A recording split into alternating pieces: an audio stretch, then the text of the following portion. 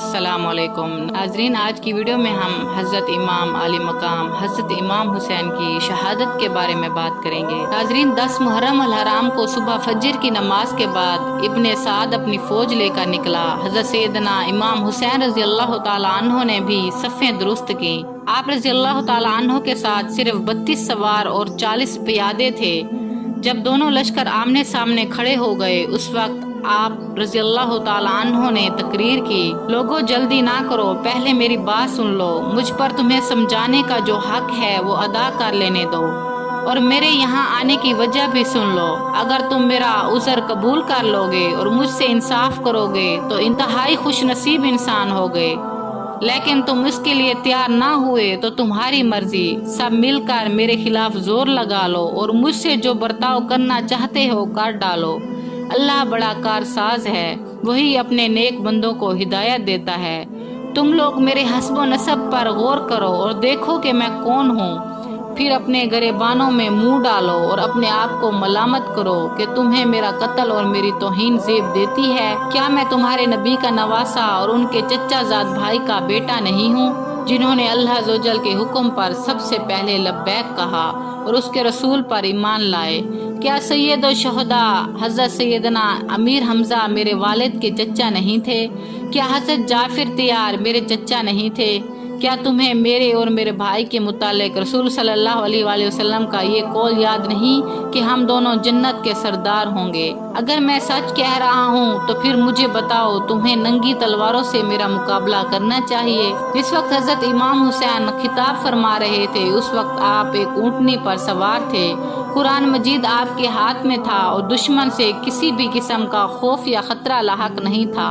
اس دوران ابن سعد کے لشکری آپ کی جانب بڑھے تو آپ نے اپنے دونوں ہاتھ اٹھائے اور بارگاہ رب العزت میں یوں دعا فرمائی، یا اللہ، میں نے ہر مصیبت میں تجھ پر ہی بھروسہ کیا ہے اور ہر سختی میں تو ہی میری پشت پناہی کرنے والا ہے۔ میں نے ہمیشہ تجھ ہی سے مانگا ہے اور تو نے ہمیشہ میری دستگیری کی ہے۔ تو ہی ہر نعمت کا مالک ہے، تو ہی احسان کرنے والا تھا، آج بھی میں تجھ ہی سے التجا کرتا ہوں۔ پھر آپ نے کوفیوں کو مخاطب ہو کر کہا، مجھے بتاؤ تم مجھے کس جرم میں قتل کرنا چاہتے ہو؟ ان کی طرف سے کوئی جواب نہ آیا۔ پھر آپ نے ان سرداروں کے نام لے لے کر فرمایا جنہوں نے آپ کو خط لکھے تھے کہ کیا تم نے مجھے خطوط نہیں لکھے؟ ان بے ایمانوں نے کہا کہ ہم نے آپ کو خطوط نہیں لکھے۔ آپ نے فرمایا، اگر تم مجھے پسند نہیں کرتے ہو تو میں واپس چلا جاتا ہوں، مجھے جانے دو۔ ان سرداروں نے جواب دیا، آپ خود کو ہمارے حوالے کر دیں۔ حضرت سیدنا امام حسین نے کہہ دیا، میں جیتے جی ہرگز خود کو تمہارے حوالے نہیں کروں گا۔ صرف ایک ہر ہی ایسا شخص تھا جس کے دل پر آپ کی باتوں کا اثر ہوا، اسی نے آپ کو حجاز کا راستہ اختیار کرنے سے روکا تھا، اور اس وقت وہ اپنی اس حرکت پر نادم تھا کہ میں نے آپ کو ان ظالموں کے حوالے کر دیا۔ اسی ذہنی کشمکش کی کیفیت میں اس نے ابن سعد سے پوچھا، کیا تمہیں ان کی تینوں تجویزوں میں سے کوئی بھی منظور نہیں ہے؟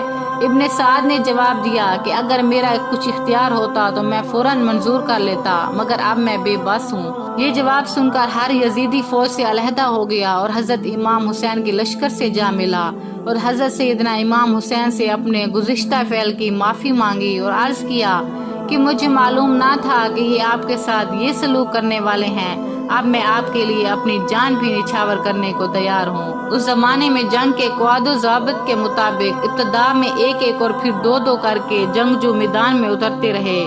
اس لڑائی میں حضرت سیدنا امام حسین کا پلڑا بھاری رہا اور یزیدی فوج کو کافی جانی نقصان اٹھانا پڑا۔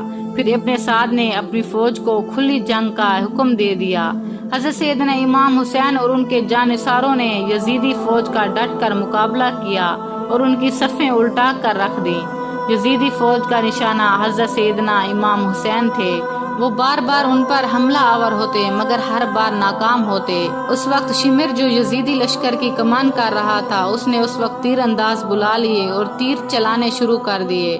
آپ رضی اللہ تعالیٰ عنہ اور جانثاروں کے گھوڑے شدید زخمی ہو گئے، ہر کا گھوڑا بھی زخمی ہوا، مگر اس نے پیدل لڑنا شروع کر دیا اور بلائے آخر جام شہادت نوش فرمایا۔ دوپہر تک گھمسان کی لڑائی ہوتی رہی مگر یزیدی فوج کو کامیابی حاصل نہ ہو سکی، کیونکہ حضرت امام حسین نے اپنے خیمے بھی اس طرح لگوائے تھے کہ دشمن صرف ایک ہی رخ سے حملہ کر سکتا تھا۔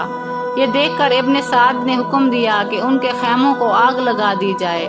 حضرت سیدنا امام حسین نے اس کی یہ تدبیر بھی ناکام بنا دی اور خیموں کے پیچھے 4-5 آدمیوں کو اس طرح چھپا دیا کہ جو بھی خیموں کو آگ لگانے کے لیے آتا اسے مار دیا جاتا تھا۔